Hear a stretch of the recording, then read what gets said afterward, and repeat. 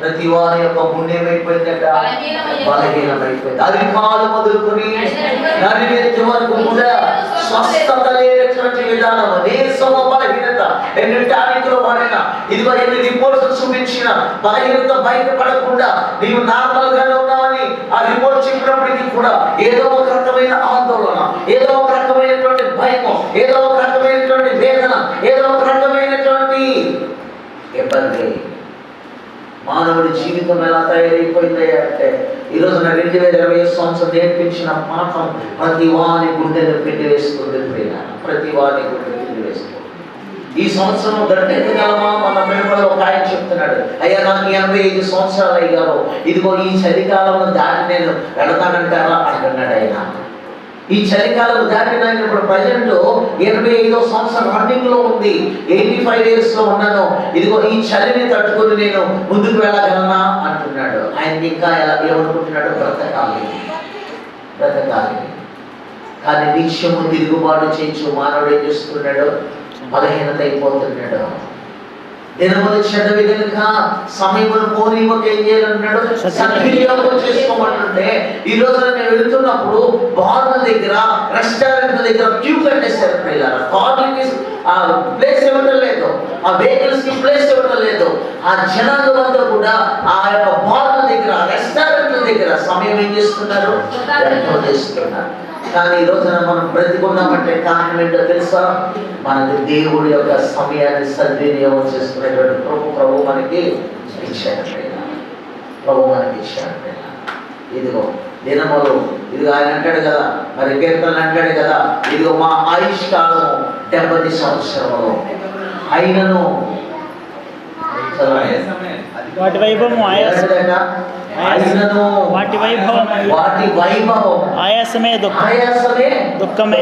మా ఆయుష్కాలం 70 సంవత్సరాలు, అధిక బలం ఉంటే 80 సంవత్సరాలు. బలాన్ని పక్కన పెడదాం. ఇప్పుడు నీ వయసు ఎంత అంటే 50 years, ఇంకా 20 years ఉంది కదా దేవుడి ఇచ్చిన కాల పరిమితి అని మనకి ఏమైనా గ్యారెంటీ ఉందా? No guarantee. 50 సంవత్సరాలు వచ్చాను, ఇంకా 20 సంవత్సరాలు దేవుడు ఇచ్చిన ఆయుష్కాలం. ఒకవేళ బలం కలిగి ఉన్నామంటే బలం ఎవరి దగ్గర కూడా లేదు, పైకి మాత్రం బలంగా కనిపిస్తున్నప్పుడే. అయినను ఆయాసమే దుఃఖమే. ఆయాసం ఎవరు లేచిన ఆయాసం. నాకు తెలిసిన పాస్టర్ గారు ఉన్నారు వల్లూరులో, మంచి సేవకుడు, పెద్ద అయినా. మొన్న రాత్రి 2:30 గంటలకి ఆయాసం వచ్చి చనిపోయారు. వార్త వచ్చింది. విచారపడ్డారు. ఆయన ఏమనుకుంటారు, కొత్త సంవత్సరం 2021 సంవత్సరంలో ఇదిగో డిసెంబర్ 31 బాగా పరిచయం చేయాలి, మంచి వర్తమానం అందించాలి, ఈ సంవత్సరం బాగా ఇంకా దేవుడు బ్రతికించుంచాడు కదా అని ఇంకా ఎన్నో ఆశ్రయంలో ఉండొచ్చు. కానీ 31 రాకముందే ఆయన ఏమైపోయారు, ప్రబోధనతో నిద్రించారు. ఆయాసం ఏమో ఎందుకు ఏంటంటే, ఆయాసం వచ్చిందంటే స్వల్పంగా ఆయాసం వచ్చింది, డబ్బు వచ్చింది, వెంటనే ప్రాణము పోయింది. ఆయాసం. ఈ సంవత్సరం ప్రియులారా మనం ఏం చేయాలి తెలుసా? పాత జీవితాన్ని, పాత స్వభావాన్ని, పాత ఆలోచనలు, పాత ఉద్దేశాలు విడిచి పెట్టాలని దేవుడు కోరుకుంటున్నాడు. ఈ రోజున ఆయన కోరుకునేటువంటిది ఏమిటంటే, 1 కొరింథీ పత్రిక 5వ అధ్యాయము 17వ వచనం, ఇదిగో సమస్తమును క్రొత్తవాయెను. ఇది ఒక అద్భుతమైన మాటను మనం అప్పుడు చూడగలుగుతాం ప్రియులారా. క్రీస్తు యేసును 5వ అధ్యాయం, 1 కొరింథీ పత్రిక 5వ అధ్యాయము 17వ వచనం.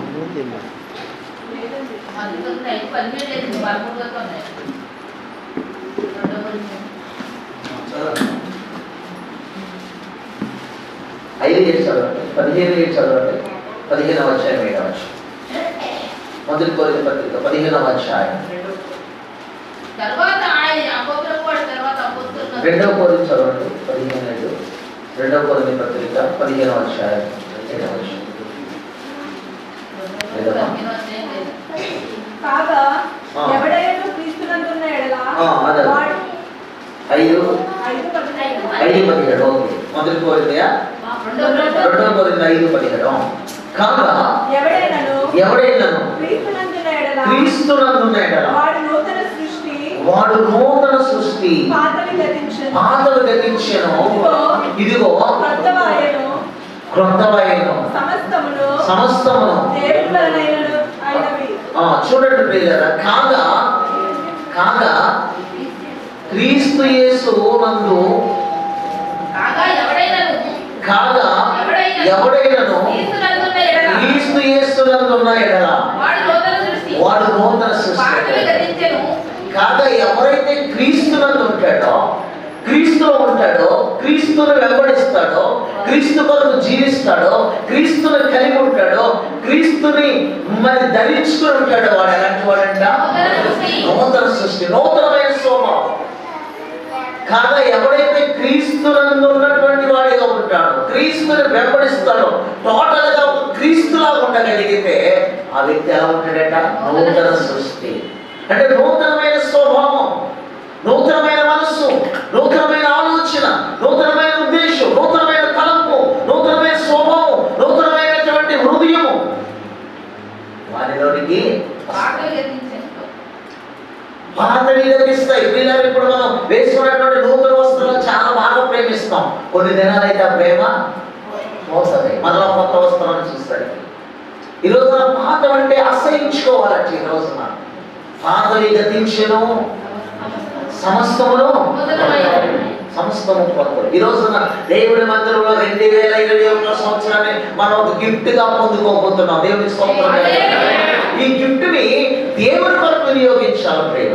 ఈ గిఫ్ట్ ను మనం సంపాదించుకున్నప్పుడు మనం మానవుడిచ్చే గిఫ్ట్ ని చాలా గాఢంగా ప్రేమిస్తాం. దానిని మనం కొనుక్కోగలిగే కెపాసిటీ ఉన్నప్పటికీ కూడా, దానికంటే ఎక్కువ ఖరీదు పెట్టి కొనుక్కోగలిగే కెపాసిటీ ఉన్నప్పుడు కూడా గిఫ్ట్ ని చాలా ప్రేమిస్తాం ప్రేమ. ఒక స్వల్పమైనటువంటి భౌతికపరమైనటువంటి గిఫ్ట్ ఎంతగా ప్రేమిస్తే 365 రోజులు ప్రతి గిఫ్ట్ దేవుడు మనకిస్తే మనం ఎంతగా ప్రేమించాలి దేవుడిని. గిఫ్ట్ ఇచ్చినటువంటి వాడిని, గిఫ్ట్ పొందుకున్నవాడు గుర్తుంచుకుంటాడు. నేను 5వ తరగతిలో ఈ పెన్సిల్ సంపాదించుకున్నాను, ఫలానా మాస్టర్ గారు ఇచ్చారు, గుర్తుంటది. వాడు పెళ్ళైన భార్య వచ్చిన, బిడ్డలు వచ్చినా సరే ఏమంటారు? ఇదిగోరా, నేను 5వ తరగతిలో, నేను చిన్నప్పుడు ఫస్ట్ క్లాస్ కాకినాడలో చదువుతున్నప్పుడు సబ్బు ఇచ్చాను. సబ్బు పెట్టి, ఆ సబ్బు పెట్టి చాలా ఇష్టంగా ఉండేది నాకు. మన వరకు కూడా ఉండేది. తర్వాత ఎవరో మొత్తం మీద దాన్ని లేదు సార్ కనపడలేదు, ఏమైందో తెలియదు. మొన్నటి వరకు కూడా ఉండేది. మా పిల్లలకి, మా వండుబాబుకి, మా పెద్దబాబుకి చూపించేవాళ్ళు. అరే, నేను ఫస్ట్ క్లాస్లో కాకినాడలో చదువుకున్నాను, ఇది నేను ఫస్ట్ క్లాస్లో మరి నాకు మాస్టర్ గారు ఇచ్చారని సబ్జెక్ట్ చూపించాను. అంతకంటే ఘనమైన సబ్జెక్ట్ ఇప్పుడు ఉన్నాయి, కొనుక్కోగలం. కానీ అది బహుమతి, దానికి విలువ ఎక్కువ పడిన. ఇచ్చిన వ్యక్తిని జ్ఞాపకం చేసుకుంటాం, తీసుకున్నటువంటి సందర్భాన్ని కూడా జ్ఞాపకం చేసుకుంటాం. అది ఎప్పుడో పనికి మాది పాడైపోయించాడు. కానీ 365 దినాలు ఒక సంవత్సరంగా దయా కిరీటంగా నీకు ఆయన కిరీటముగా దాన్ని మలిచి ఇచ్చినప్పుడు 365 రోజులు కూడా మనం ఏం చేయాలి? ప్రభువుని స్తుతించాలి. ఇది ఒక గిఫ్ట్ ప్రియులారా. ఈ 2021 సంవత్సరానికి అడుగు పెడుతున్నటువంటి మనం పాతను విడిచిపెట్టి, పాత మనసును విడిచిపెట్టి క్రీస్తు యేసునందు ఉన్నటువంటి బిడ్డలుగా ఆ గిఫ్ట్ సంపాదించుకోవాలి. ఒక రోజున ఒక వ్యక్తి త్రోవపక్కన కూర్చున్నటువంటి వాడు, తన దగ్గర ఒక గిఫ్ట్ ఉంది. ఆ గిఫ్ట్ ఏంటంటే ధనాన్ని సేకరించి ధనాన్ని దాచుకునేటువంటి గిఫ్ట్. అదేంటంటే ఒక వస్త్రము, మార్చిపోయిన వస్త్రం. ఆ వస్త్రాన్ని ఎదుటిపరిచి ఆ ఒక సెంటర్లో ఒక రోడ్డు పక్కన కూర్చోబెడుతూ ఉండేవాళ్ళు, దానికి సంబంధించిన వాళ్ళు. కూర్చున్న తర్వాత ఆ యొక్క దారుడు వెళ్ళేటువంటి వాడు ఆ రూపాయి కాసు అలా వేసేవాడు. చివరికి వేయబడినటువంటి రూపాయి కాసుల్ని ఆ సాయంత్రం అయిపోయేసరికి ఆ బట్టలు 4 చెంగులని ఎలా పట్టుకుని దాన్ని చక్కగా మూట కట్టుకుని వెళ్ళిపోయేవాడు, తీసుకువెళ్ళిపోయాడు. మార్కు సువార్త 10వ వచనంలో అలాంటి వాడు యేసు ప్రభు ఆ యొక్క ఎరుకో గుండా వెళ్తున్నప్పుడు ఆ గిఫ్ట్ని పక్కన పారేశాడు, ఆ పాత బట్టలను పక్కన పారేశాడు, ఆ మరిన వస్త్రాన్ని పక్కన పారేశాడు. ఇదిగో నాకు నూతనమైన వ్యక్తి పరిచయం పోతున్నాడు, నాకు నూతనమైన జీవితం అయిపోతున్నాడు, నా జీవితం నూతనంగా మార్చబడుతుందని వాడు ఏం చేశాడు? మార్కు సువార్త 50వ వచనం. అంతటి వాడు బట్టలు పారవేసి దిగున లేచి యేసు నొద్దకు వచ్చాను. నేను నీకేమి చేయవలసిన ఆయన గుడ్డివాడు అంటున్నాడు, నేను నీకేమి చేయవాలని వారిని అడుగుగా ఆ గుడ్డివాడు బోధకుడా నాకు దృష్టి కలగజేయమని ఆయనతో అతని దగ్గర ఉన్నటువంటి వస్త్రాన్ని నాకు ఇది అవసరం లేదు, ఇక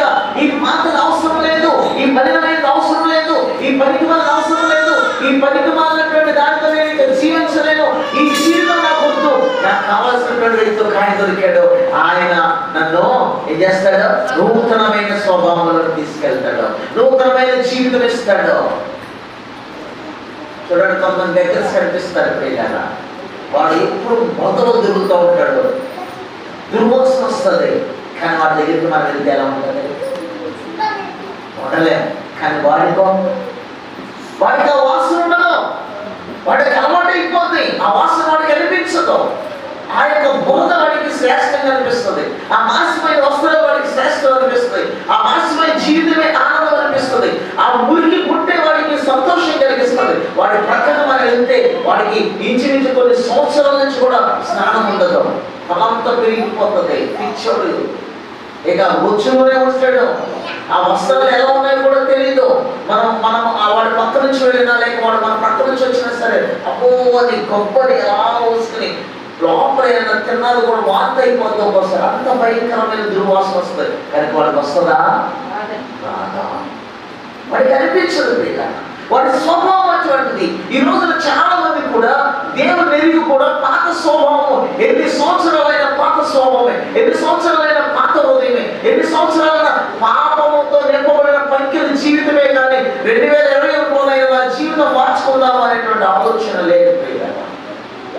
అలాంటి వాళ్ళంట అరుహా వృక్షము, ఎడారిలో ఉన్నటువంటి అరుహా వృక్షం వల్లే ఉంటారంట పిల్లగా. అరుహా వృక్షానికి ఉన్న లక్షణం ఏంటంటే అది అవసరం వచ్చినప్పుడు కనపడదట. చదువుదాం మాటలో మొదట చదువుకున్నాం. ఇవే గ్రంథము 17వ అధ్యాయం 5వ వచనం. ఇలాగ సెలవించుచున్నాడు, నరులను ఆశ్రయించి శరీరమును తన పాదాలముగా తీసుకొచ్చు, తన హృదయమును యెహోవా మీద నుండి తొలగించుకున్నవాడు శాపగ్రస్తుడు. అలాంటి వాడు ఎడారిలోని అరుహా వృక్షము వలె ఉండును. మేలు వచ్చినప్పుడు అది వానికి, మేలు కావాల్సి వచ్చినప్పుడు ఆ వృక్షం కనపడదండి, కనపడదండి. వాడు అడవిలో కాలిన నేల యందును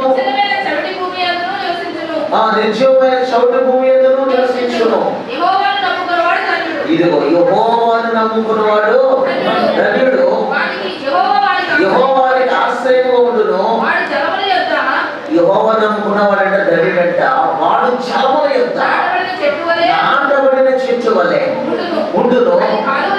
అది కాలువల యోనను, దాని వేలు తన్నును, పెట్టగలిగినను దానికి భయపడదు. దాని ఆకు పచ్చగా ఉండును, వర్షము లేని సంవత్సరం చెంతనందదు. ఎవరు యెహోవా యందు భయభక్తులు కలిగినటువంటి వాడట ఎలా ఉంటాడట? శ్రమ వచ్చినప్పటికీ, వెంట కలిగినప్పటికీ, ఇబ్బందులు వచ్చినప్పటికీ, ఇరుకులు కలిగినప్పటికీ దాని వేరు లోపలికి బలంగా ఉంటది కాబట్టి. అంతేకాదు పిల్లరా, అక్కడ అద్భుతమైన మాట, నాకు నచ్చిన మాట ఏంటంటే వర్షము లేని సంవత్సరమున, వర్షము లేని సంవత్సరం. ఈ సంవత్సరంలో వాక్యము కరువైపోయింది. 2020 సంవత్సరం చాలా మంది డేలా పడిపోయారు, చాలా మంది లోకంలో కలిసిపోయారు, చాలా మంది దేవునికి దూరం అయిపోయారు. కానీ మనమైతే ఇంచుమించు 3 నెలలు మందిరాలు మూస్తవేయబడ్డాయి. వర్షము లేదు, అదే వాక్యం లేదు, అయినప్పటికీ కూడా చింతనుందక ఈరోజు దేవుని సన్నిధిలో ఆయన యొక్క బిడ్డలుగా నిలబడిన తోపించాడు. దేవునికి స్తోత్రం.